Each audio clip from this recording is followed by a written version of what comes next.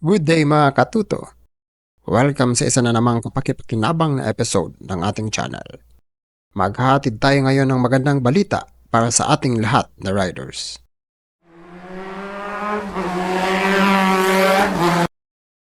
Sa naganap na Bicameral Conference Committee meeting noong January 14, 2025, naaprobahan ang mga pagbabagong ginawa sa Republic Act No. 11235 na mas kilala bilang Doble Plaka Law.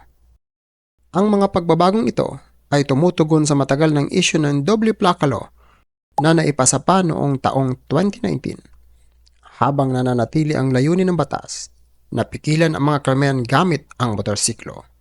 Simulan na nating talakayin ang mga pagbabago at ang mga epekto nito sa ating mga riders.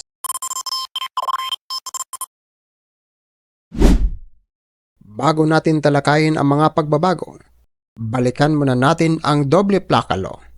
Ang Republic Act 11235 ay naipasa noong taong 2019 at may layuning pigilan ang mga krimen tulad ng drive-by shootings at motorcycle thefts sa pamamagitan ng mas maayos na motorcycle registration at pagkakakilanlan ng mga motorsiklo. Ang original version ng batas ay nag-aatas na maglagay ng plaka sa harap at likod ng motorsiklo, RFID stickers, at mabibigat na multa para sa mga paglabag. Maganda ang layunin ng batas, pero madami sa mga riders ang nagsabing hindi praktikal at mapanganib ang ilang provision nito. Dahil dito, nagkaroon ng konsultasyon at diskusyon sa loob ng halos 6 na taon na nagresulta sa mga pagbabagong ito. Mga pangunahing pagbabago sa batas. Number 1. Regular na plaka sa likod lang ang kailangan. Unang malaking pagbabago, wala ng doble plaka. Inalis na ang front plate na initial requirement ng batas. Ang pagbabagong ito ay tugon ng mga mambabatas sa naging posisyon ng mga riders tungkol sa safety.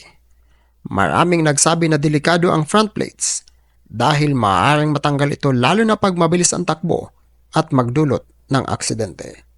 Bukod pa dito, ang mga motorsiklo ay hindi idinisenyo para lagyan ng front plate, kaya't dagdag gastos at problema ito sa mga riders. Mas ligtas, mas praktikal, at ang pinakamahalaga, nananatili ang layunin ng batas. Number 2. Wala ng RFID sticker requirement. Pangalawang malaking pagbabago, tinanggal na ang provision para sa RFID sticker. Noong una, kailangan ng RFID sticker para sa tracking. Pero sinabi ng LTO na sapat na ang plaka para sa pagkakakilanlan at enforcement. Number 3. Mas mababa ang multa para sa paglabag. Ito naman ang tungkol sa multa.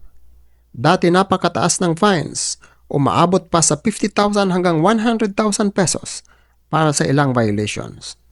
Pero sa bagong proposed amendments, malaki ang ibinaba nito.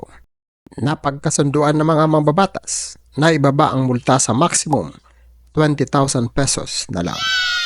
Ang layunin nito ay hikayatin ang pagsunod nang hindi pinapahirapan ang mga riders, lalo na ang mga nagtatrabaho gamit ang kanilang motorsiklo. Number 4. Pagbigay solusyon sa 9 million backlogs ng plaka.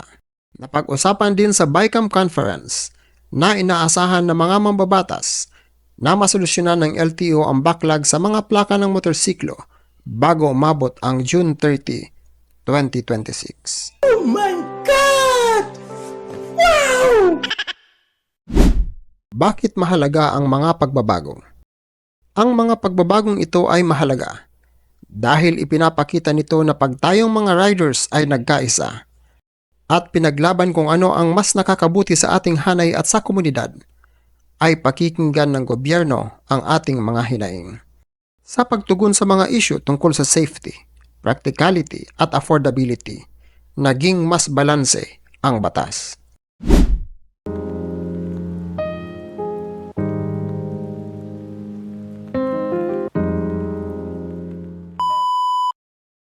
Ang mga pagbabagong ito sa Motorcycle Crime Prevention Act ay isang malaking hakbang para sa mga riders at sa buong komunidad. Ipinapakita nito na kapag nagtulungan ang riders, lawmakers at mga ahensya ng gobyerno, kayang lumikha ng mga batas na praktikal at epektibo.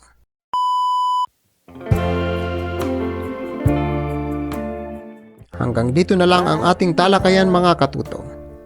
Kung nagustuhan ninyo ang ganitong klaseng mga episode, huwag kalimutang mag-like, i-share ang ating video, at pindutin ang notification bell para updated ka sa ating mga future uploads.